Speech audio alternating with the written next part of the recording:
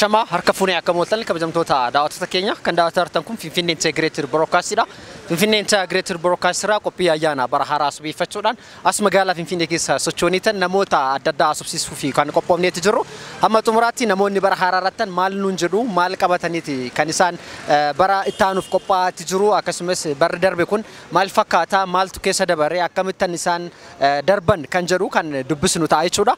Amma xumuraatti nu daawwadhaa isiniin jenna abbooma qaasoti gama ogummaa teeknikaatiin ammoo Lammisa Lamuu nu faana jira jechuudha kan gara kaameraatiin nu faana jira. Amma xumuraatti nu daawwadhaa isiniin jenna namoota dubbisnaa yeroo gaarii.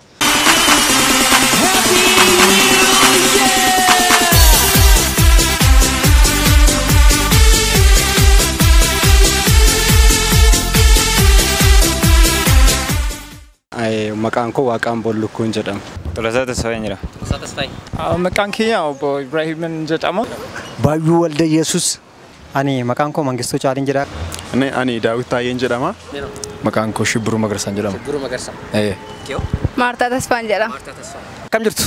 Nagaa jirtu. Maqaan keessan eenyu jedhama? Gaashaawwan jedhama. Gaashaawwan. Eessa keessadha? Kiyya Gammachuun jedhama. Hundee Marreessaan jedhama. Hundee Marreessaan. Keessadha? Istifaanos Taaddasaan jedhama. Maqaan koo Darajaa Alamuu jedhama.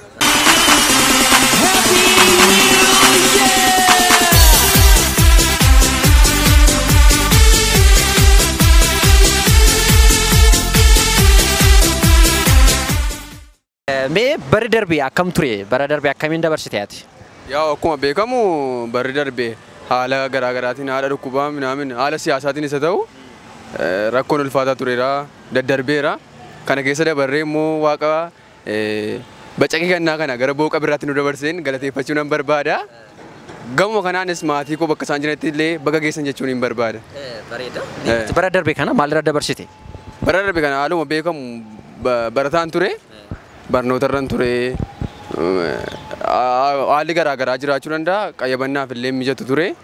Hiriyoota koo wajjinis wal argee taphachuuf haala dhukkuba koronaa kanaani wal arguu hin dandeenye garuu haaluma bareedaa fayyaa qabuun hin dabarse. Kana immoo Rabbiin galateeffachuun barbaada. Barri 2013 anaaf bara gaariidhas bara gadheedhas jechuu danda'a. Maaliif yoo jettanii baranii barnoota koo giraajuweet godhe barana 2013 kanadha. Kun anaaf gammachuu guddaadha. Akkuma kanaa baranitti hojii dhabee rakkadhes immoo bara kanadha. Kun immoo anaaf gadda guddaadha. Akkuma kanaallee bifa siyaasaa fi waa tokko wal qabate haalli rakkisaa baay'een jira.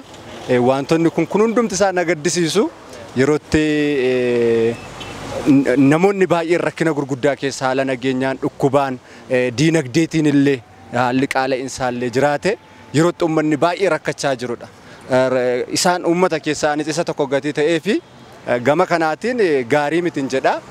Sanatti fufee immoo Waaqayyo isuma keessa nu dabarsee har'a ga'uun keenya immoo baratti wanti hundumtiyyuu immoo teekinooloojiin illee gurguddate baratti qaroominni illee dagaagee wantoonni haaraan baay'een keessumaa ijoolleen Oromoo kanneen xiyyaara hojjetan jiru kanneen konkolaataa illee hojjetan jiru wantoota garaagaraa jenereetar illee waan garaagaraa ijoolleen Oromoo kireet godhanii yeroo isaan bara kana wantoota baay'ee hojjetanii uummata keenyaaf gumaachaa jiranidha miidiyaa garaagaraa irratti ibsa kennaa jiranidha. Kun immoo gar tokkoon uummanni keenya baay'ee qaroomaa jiraachuu natti mul'isa. Kanaaf gaddadhas gammachuudhas anaaf hin jedha. I'm living here in Finfinnee city and I wish a happy new year for all Ethiopians. And this 2013 was very challenging year for all of us. But now we gonna wish to have a good time for all citizens of Ethiopia. And thanks very much. Thank you.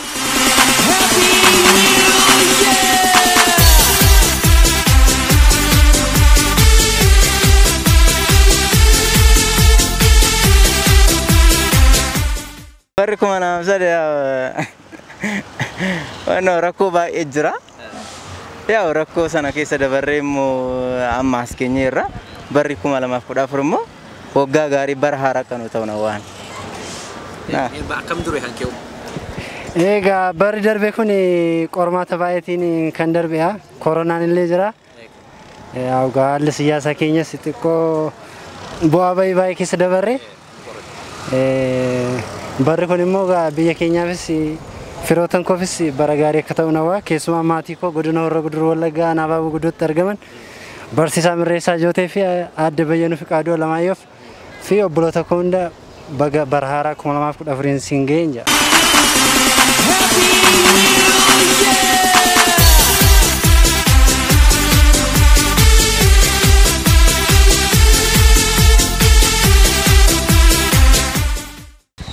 Barri 2013 yaw haaluma yeroo isaa wajjiniin baay'ee kan miidhagaa kan namatti tolu ture. Baay'ee kan ofitti nama hawwatu natti toleera. Wanti addaas mudate bara 2013 keessa maal ture? Bara 2013 keessa wanti na mudate baay'inaan hin jiru garuu jira jedhee kana yaadu tokko yeroo tokko hojii dhabee baay'ee rakkachaan ture. Hojii dhabee yeroo rakkadhu sana keessattis immoo haalli mijataa argadhee hojii galeera. Midhagina akkasiiti kan naan jaalladhe achi keessatti jiru. Tole, hojii irra jirta jechuudha. Ayyee.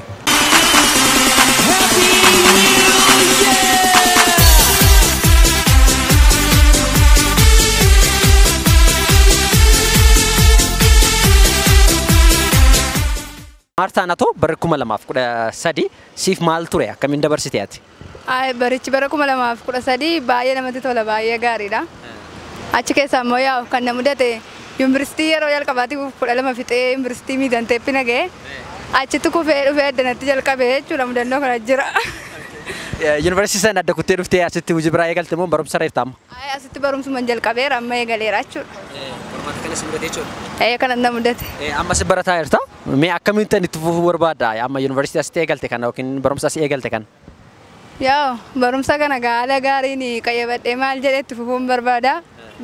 Isa dhufutti gaa kanarra caalchise yaada soon barbaada amma nagaa.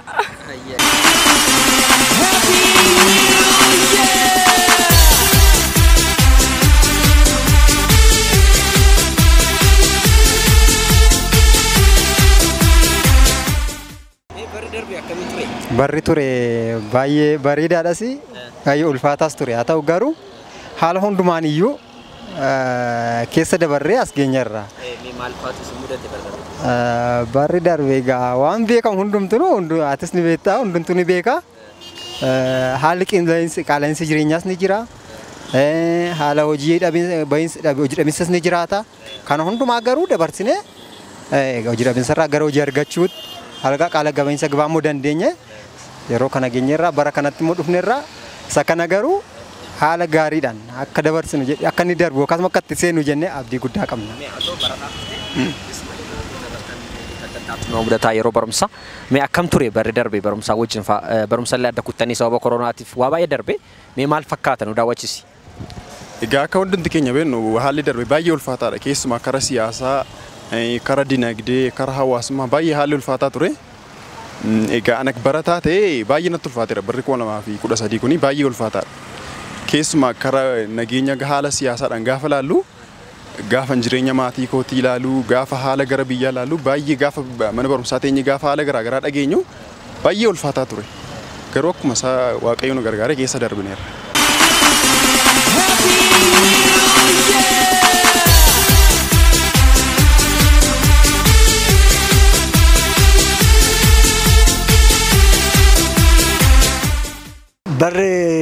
Barri kan darbe karaa nagaadhaan filannoo gaariidhaan gochuudhaan dabarsineerra amma waa'ee jireenya akka mootummaan nu sirreessu isa gaafanna amma barri kun dhumeera barri dhufuuf kan nama jireenya akka sirreessuu qabu yaaluu qaba amma jalqabee ilaaluu qaba mootummaan amma isa kana ilaalle akka sirreessu isinis akka dabarsitanii miidiyaa keessatti ilaalcha keenyatti akka dabarsitanii nu gaafanna.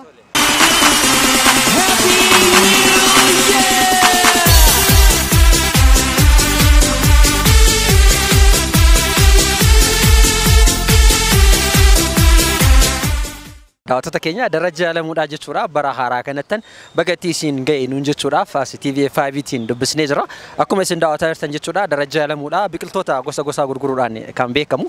Mee bara haaraa kanatti bagatti isin ga'e namoota inni jechuu barbaadu wantoota isaan mudate wajjin kan waliin dubbannu ta'a nu faana ta'a isin jenna. Darajee mee ati biqiltuu akkanaa kana gurgurtaa magaalaa Finfinnee kana keessatti ganni akkamiin darbe? Ganni baay'ee bareedaadha. baay'ee bareedaadha biqiltuu oomishicha jirra baay'ee tokkoffaa immoo biyyaafis ofii keenyaafis baay'ee bareedaadha ganni jedha.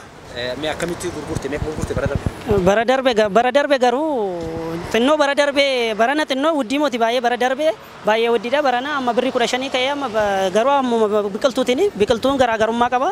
Amma 500 600 sin jira garuu isaa olitti simmoonni abukeeraan jaama 1500 sin jira isaan ollee hin jira amma birrii 15 jammara garuu biqiltuun kun meeqa fakkeenyaaf guddaan kun amma 300 250 tan isaan gadi immoo xinnoon kanuma fakkaatu immoo yuni amma 150 amma 90 illee hin jira baay'ee shaggaadha hojiin baay'ee shaggaadha akkami amma bara dhufutti kana caala babal'istee bareedaa kan hundumaa caala babal'istee guddisuudhaaf akkami qophoofteef tokkoffaa amma akkam seete baay'een qophaa'ee jira tokkoffaa kana ol oomisheecha tanane tokkoffaa anaa bicha oduun taane biyyaafu giriin arungaadeen agariin baay'ee dasna jedhuuf bareeda sila ta'eefiyyuu baay'ee bareedaadha.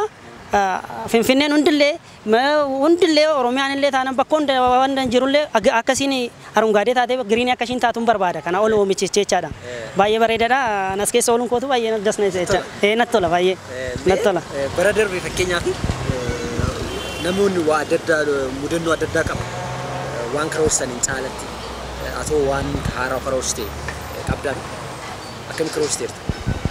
Ani maalan karoorsee qaba garuu karoorsinaan jechuun kee oomishicha kana oduun hojjedhu kana olitti wanta guddaarra goon barbaada kana bicha hojjechuun barbaasu amma lamsaalee jecha boru bara ufummoo barachaanus kana ol guddadhe waan biraatirra ga'ee waan biraa oomishichuun barbaada.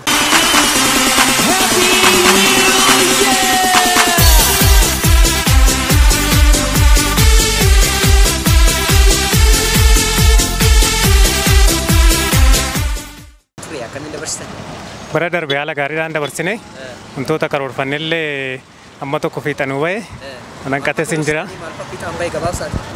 Wantoota hojjechuudhaaf karoorfanne jireenya keenya gaggeeffachuuf haa ta'u wantoota kana fakkaatan karoorfanne kan fiixannuu bahe hin jiru. Nuyis waan hedduu karoorfanne isa keessaa harka caalaa isaa fiixaan baane inni yaadna. Kanaaf barri darbe kun bara gaariidha inni yaada. Mee barri darbe maal fa'a isin mudate chaalenjiin akka biyyaatti ture maal fa'a ture? Chaalenjiiwwan hedduu ture akka biyyaatitti fakkeenyaaf haala nageenyaa biyyattii hojii wal qabate chaalenjiiwwan hedduutu ture. Isaan sun immoo haala biyyattii dinagdeetis ta'e sochii irratti dhiibbaa guddaa taasisee ture. Inni sun immoo nuyis amma barbaannu deemuu akka hin dandeenye nu taasise. Barri dhufu kun maal akka isin ta'uu hawwitu barri amma fuuldura keenyatti seenaa jirru kuni akka maal ta'uu hawwitu isin akka nama tokkotti jechuudha. Barri dhufu kuni bara nagaa bara badhaadhinaa bara namni waa'ee yaadirratti itti milkaa'u akka ta'u nan hawwaan. Barri kuni bara nageenyiin nu mirkanaa'ee birraan nagaa ta'e birraan kaadhimaa nu offalchee birraan waa hunda fidee dhufa. Nama eebbisu fakkaata. Nama eebbisuudhaaf illee bakka jaarsaan guunne. Kanaaf walumaa galatti birraan kun birraa nagaa birraa gammachuu birraa bilisummaan itti nu dhufee biyyi teenya nagaa taate dinagdee dhanillee waa hundaan biyya bara uummanni keenya gammadee itti jiraatu haa ta'u.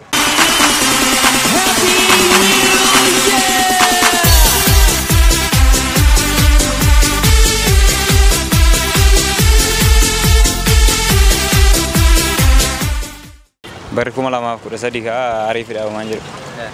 Baay'ee bareeda. Maal si mudate? Ayyaanallee wanti nama mudanne eegin barataan ture. Wanti nama mudate hin jiru wanti haara. Barri 2013 darbee jira. Qormaata baay'eetu ture. Qormaata san keessa dabarree amma bara 2014 seenaatti jira. Barri 2014 osoo maal ta'e hawwita? Barri 2014 akkuma beekamu amma bara 2013 keessa lola adda addaatti ture. Sana booda qormaata hedduu ture akkuma ta'etti. Kanaafiyyuu barri 2014 immoo bara gaarii, bara jaalalaa, bara nagaa odoo ta'e baay'ee.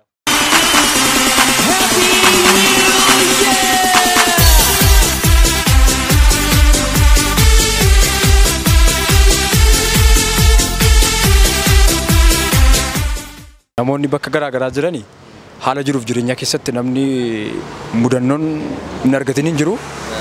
Haaluma keessa jiran sana keessatti haala mijataa sana keessa utuu hin taane qormaanni waan itti dhufuu fi obsanii karaa hojii immoo barbaacha deemuudhaan haala ulfaataa keessa yoo ta'e iyyuu namoota wajjin hariiroo uumanii karaa hojii akka argachuudhaaf carraaquu qabu. Jajjabina godhachuu qabu lafuma jiranitti. Maaliif namni rakkateetu kan inni waa argu waan ta'eef akkattitu obsaan deeman na yaada. Barri kun bara milkaa'inaati jedhee na yaada. Bara 2014 kuni bara milkaa'inaati jedhee na yaada. Bara kana keessatti immoo baay'ee carraaqqii guddaa godhanii yoo jedhani baay'ee milkaa'u yaada. Kanaaf iyyuu bakkuma jiranitti obsuu isaan nawwa.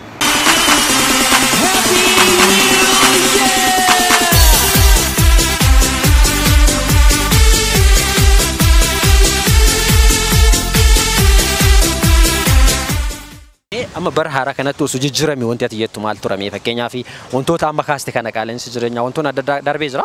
Wanti sun keessaa wanti jijjiiramu qabu maal ta'u? Tokkoffaa kanan yaadu karaa mootummaas haa ta'u karaa namaa haala qaala'insaa irratti hojjetamuu qaban jedhaan. Maaliif mootummaan gidduu galee haala qaala'insa jireenyaa yookaas uummata rakkisaa jiru kana hamma danda'ame gara laayinitti yookaas sararratti deebisuu qaban jedhaan.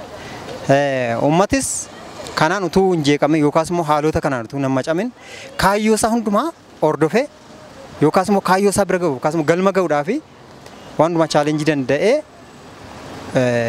hojii isaa hojjechuu yookaas of jijjiiruu yaaluu qaba. Kallattii kamiin yoo ta'u qaala'insa gabaasaatiin utuu qaala'insa gabaatiin hin daanga'iin haala siyaasaa utuu hin daanga'iin uummati hundumaadhaan of ta'ee kaayyoo isaa hundumaarra ejjete boriif tarkaanfii isaa qopheeffachuu qaba. Wanti hundumtuu osoo bitatti hin galin tusa hin joonjahin kanan namaas jedhee uummati keenya akka jabaatee hojjetuun barbaada.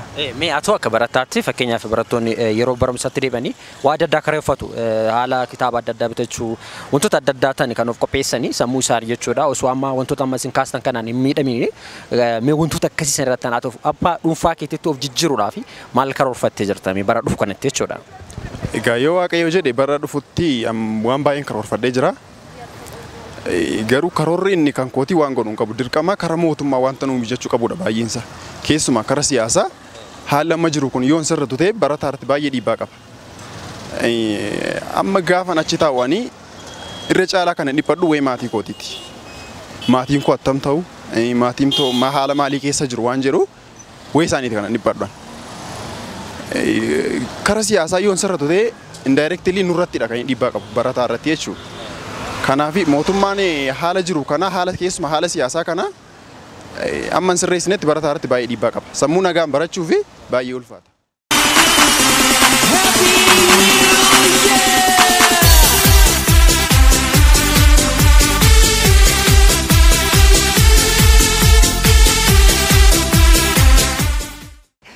Maaltu sin mudate bara darbe kana keessa? Yaa'u bara darbe kana keessa namni koronaas sodaata. Yaa'u dorgommiin baankii kunis baay'ee babal'achaa jira. Baankonni haaraanis dhufaa jiru. Kanarraa kan ka'e yaa'u takka balbala namatti cufachuun jira. Mudannoo baay'ee jira. Balbala nama cufachuun jira. Inni kabiraallee mudannoo addatti na mudate jiraachuu baatus jira takka yaa'u kastaamarii faana walitti bu'uunfaa jira.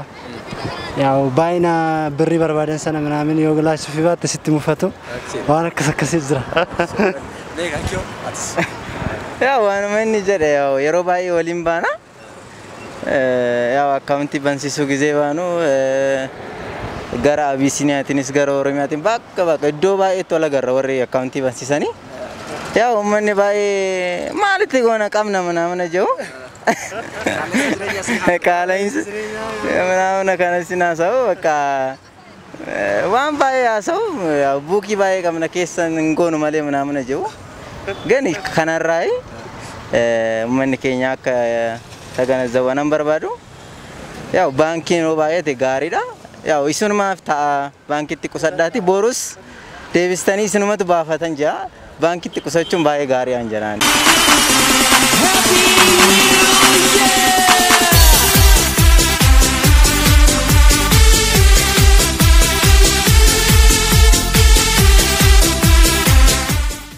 Kabajamtoota daawwattoota keenya kan daawwataa jirtan kun Finfinnee Greater Broadcast irraa qophii isin bira gahaa jiru qophii sababa ayyaana bara haaraa sobifachuun isin qopheessinedha. Namoota adda addaa dubbisnee yaada garaagaraatti kan isaan nuuf kennaati jirani. Ammas hamma xumuraatti nu daawwadhaa isin jenna. Turtii gaarii qabaadhaa.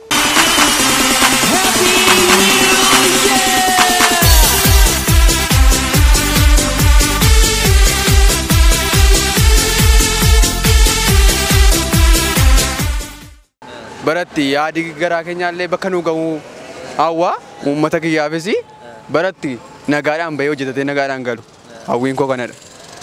Namoota baga ittiin isin ga'e jechuu barbaadu jiraata hunduma isaa qabamiti. Namootiin ittiin baga isin ga'e jechuu barbaadu abbaa koo Tasfaa karaa iddoo biyya inni jirutti bakka inni jiru Wallagga Lixaa jira. Akkasuma harmee koo Baacoo Guddinaa akkasumas hiriyoota koo mana barumsaa wajjiniin baradhu mana barumsaa koo keessatti argamaniin baga isin ga'e jechuun barbaada. Akkasumas immoo namoonni baay'ee jaalladhu baay'ee ajaa'ibsifadhu Jawaar Mahaammad Baqqalee Garbaatiin baga geessan jechuun barbaadan.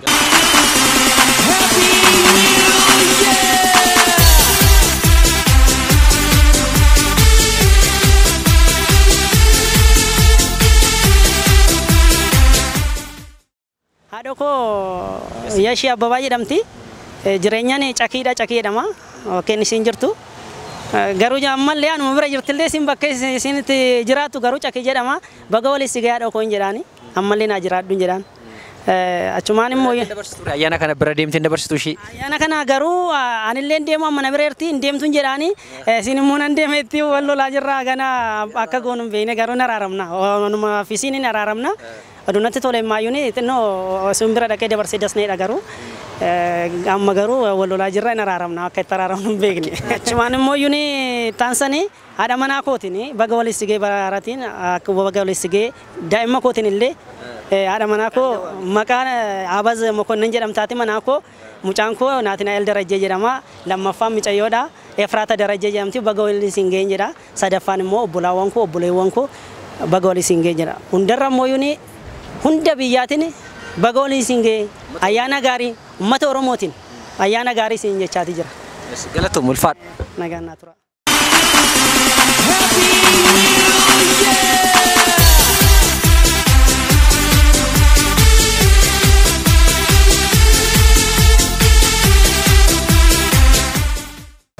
Very hard xiqqoo cimaadha.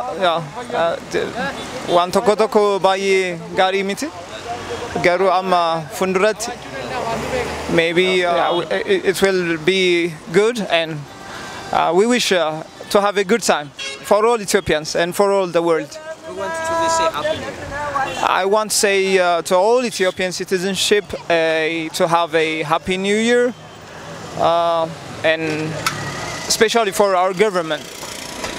I wish for our government to have a good chance in his job, in every works that he's beginning, and thanks very much.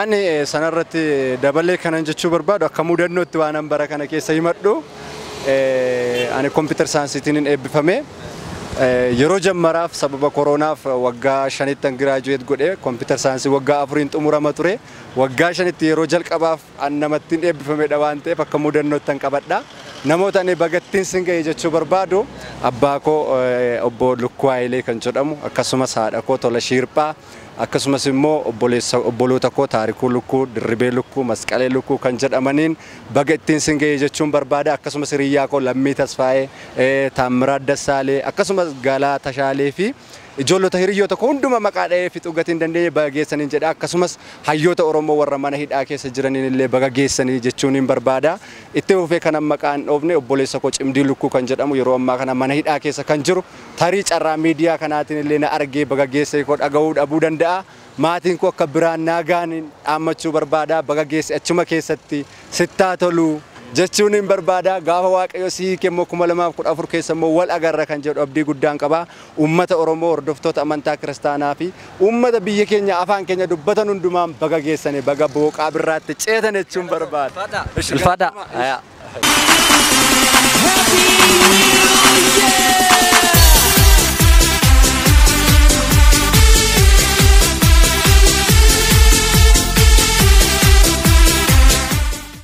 tasfaa karaadha koo baachuu guddina obboleessa koo gammee tasfaa obboleettan koo shamarranii kan ta'anii obsee kabbadee almaas kabbadee caaltuu tasfaa kan jedhamu bilisee tasfaa nama jedhanii baga geessan jedhan bakka isaan jiran hundatti baay'ee jiru. Atis mee waami? Anis immoo barsiisaa koo kan ta'e gara biyya kan jiru Abarraa Tashoomaa. Biyyi sun Oromoodha miti? Eessa ka? Wallagga Bahaa Billoo Boshee kan jedhamudha. Abarraa Tashoomaa baga ittiin si geensiin jedha. Tokko immoo Biqilaa Kabbadaa baga ittiin si geensiin jedha. Obboloonni koo baay'ee jiru garuu already Magarsaa Ranaa siisterii koo immoo Loomee Magarsaa abbaan koo immoo Magarsaa kuman jedhee haati koo Shumee baati baga ittiin singee ayyaana gaarii kana baga waliin geenye isiniin jedha. Obboloonni biyya garaa jirtan asanis Finfinnee keessa jirtan illee an akka Taakkalee Abarraafa an akka almost intani Waaqaan boon lukkuufa Gaar Mahammad fa bagatti singee naan hunda isaaniitiin. An akka bakka Abdiisaa fa Abdiisaa Lammii Qananiin Daalufa Baqqalee Garbaa bagatti isaan ga'e hunda isaaniiyyuu. Adaanecha beebe bagatti isaan. Amma waan tokko akkanaan jettu kan barbaadu namoota baay'eedha maqaa kaas waamtanii hiriyaa kan keessoo qabaatte hiriyyatti kan kee fuudhuudhaaf gaa'ela uumachuudhaaf yoo jiraate. Ammaa fi ittuma karoorsan jira malee kana jedhee lafa kaadheen jiru garuu borbooda kan gaafadhu yoo jiraatte bagattiin si geechaan jira. Hundumaan bagatti isin geenna birraafoo qabarii kana baga geenye walumaan argineen jedha kanuma. Galatooma ulfaadha. Eshin.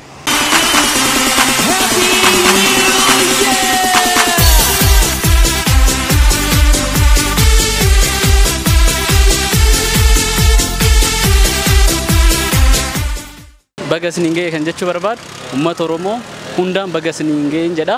Barri haaraa kun bara milkaa'inaa bara wanti yaadanillee itti milkaa'anillee akka ta'uuf nan hawwaan. Galatooma ulfaadha. Isinis ulfaadha galatooma.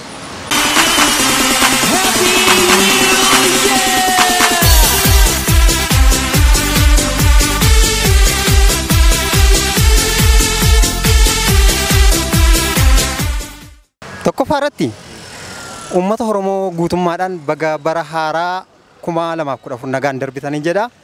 Akkasuma Wallagga irratti kan argaman obbaa koo obbo Lammeessaa Tarrafee, haadha koo Sayituu Fufaa, haadha koo Tsaayee Taaffasee akkasuma obbolan koo adda addaa kan jiraniif baga Waaqayyo carraa bara 2014 isinii kenna jedheen gammadaaf. Uummata Oromoo Oromiyaa keessa jiran hunduma jechuun haalli siyaasaa baay'ee ulfaataa ture. Waaqayyo gargaaree uummata Oromoo karaa hundumaa gargaaree bara kanatti ceesisuusaaf nan galateeffadha. Uummata Oromoo maraan bagattiin sin ga'een jedha. Galatooma ulfaadha. Isinillee galatooma.